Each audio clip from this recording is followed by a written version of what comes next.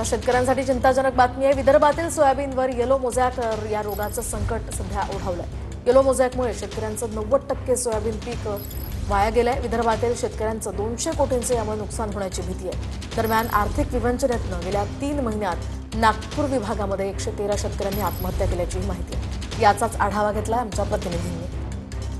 सोयाबीनचं पीक विदर्भातील शेतकऱ्यांसाठी दिवाळीचं बोनस असं मानलं जातं, कारण की सोयाबीनच्या पिकाचं उत्पन्न जे आहे ते दिवाळीत येतं आणि त्याच पैशातून शेतकऱ्यांची दिवाळी साजरी होते। परंतु यावर्षी शेतकऱ्यांच्या या सोयाबीनवर येलो मोझॅकचं मोठं संकट आलं। मोझॅकनं संपूर्ण सोयाबीनचं जे आहे ते नुकसान झालंय। बघा, अशा प्रकारे पीक जे आहे सोयाबीनचं पिवळं पडलेलं आहे, त्यामुळे शेंगा भरत नाही आणि त्याचा मोठा फटका जो आहे तो या शेतकऱ्यांना बसणार आहे।